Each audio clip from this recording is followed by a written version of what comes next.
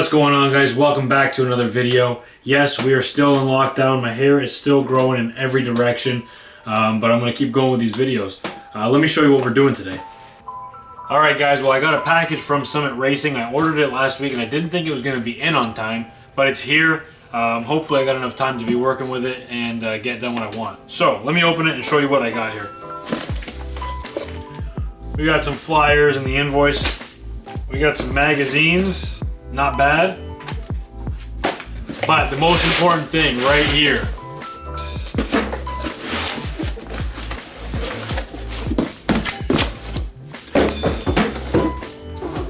Here it is. Let me show you guys what I got. Okay, so I ordered these motor mounts from Summit Racing. Now they're not exactly what I want. I mean, they're not exactly for what I need, but I think I'm gonna be able to make these work. So these are the subframe frame side. And these go to the engine. And of course, the most important part, you get the stickers. Alright, now these should bolt right up to my small block Chevy, and then the other portion will bolt up to my subframe eventually. And it'll just go in together like this, and we got some motor mounts. So, this will be no problem, it's just a bolt-on. But this is not meant to bolt into a K-frame or a K-member from a Fox body Mustang. So this is what I'm gonna have to make work with that. Now luckily, this has a bunch of different holes that I can use, and I'm gonna see which ones are the best ones to make it work and make it easy to fit into this car. So what I'm gonna start by doing is getting the engine lifted out of there, and I'm gonna get the new motor mounts bolted onto the engine side, and then we'll work with the subframe ones separately.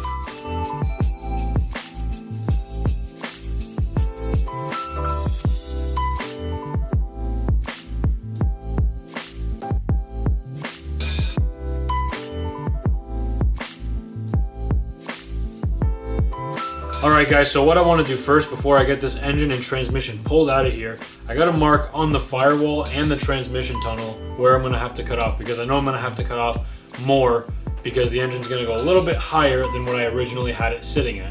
So I'm going to do that first. I'm going to cut everything out, or I'm going to mark it first, then I'm going to cut everything, pull this out, and then when I have it pulled out, then we're going to work on getting the new engine mounts bolted onto the engine.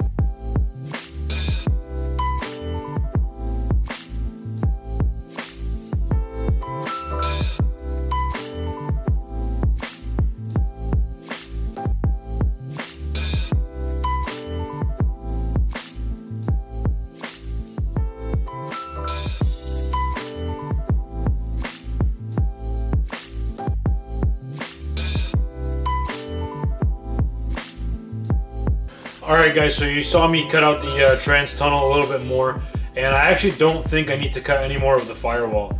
So I got the motor mounts all put together and bolted onto the block. I'm going to drop everything in, and I'm going to see if they even line up properly. I don't know. Let's see. I'll show you what I'm talking about as I find out, because to be honest, I don't really know where these are going to land on the subframe.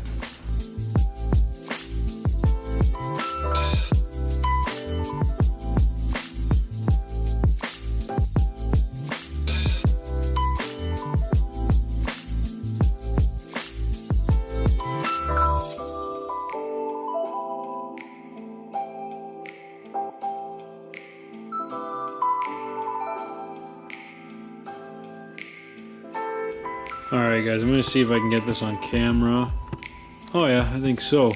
Alright, so these motor mounts are kind of meant for to go into a Blazer or a Jimmy or something like that, to take a small block Chevy and to put it in one of them trucks.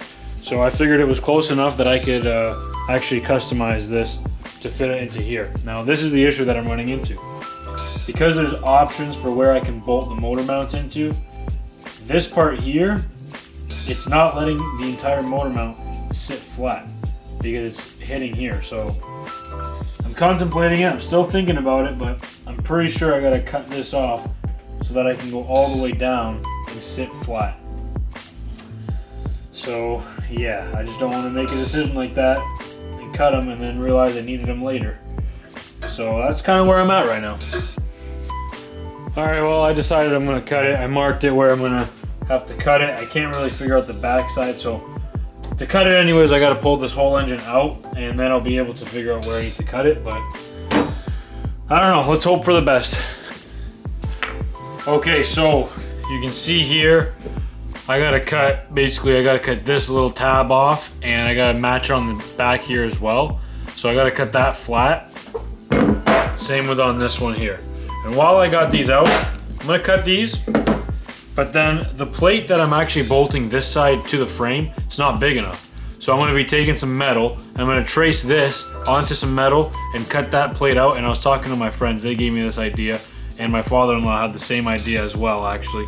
And I'm going to be taking the plate that I make from this, using a template from here, and I'm going to take that plate and weld it onto there and just drill a hole for wherever I need to put a bolt in. So I'm going to be doing that at the same time, and we'll see where we get.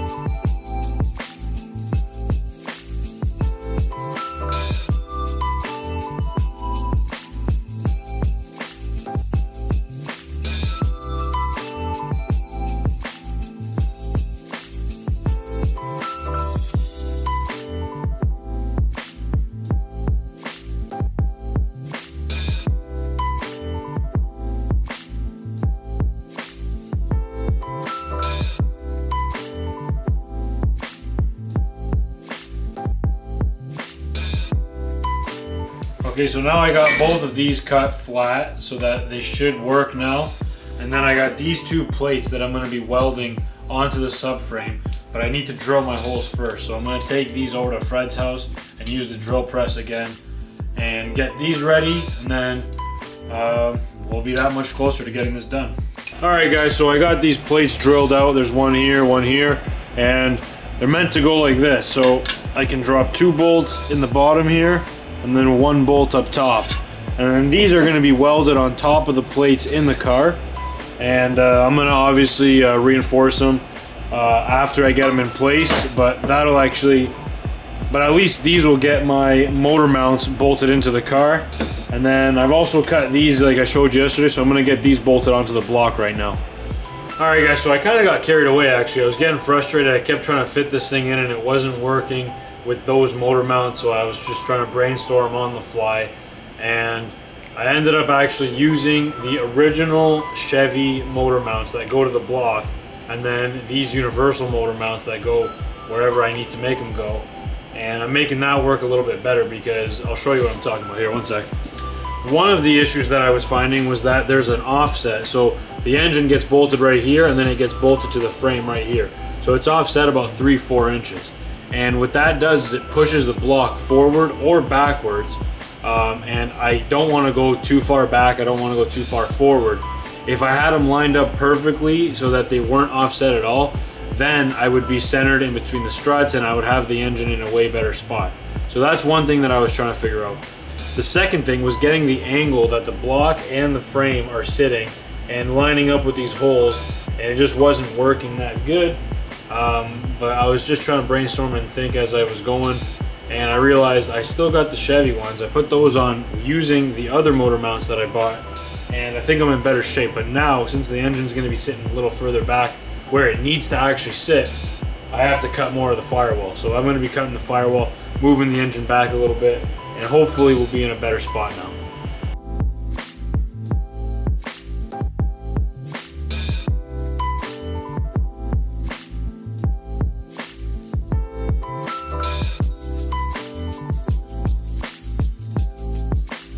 Now since I got the engine out, I can show you exactly what I'm doing with these motor mounts.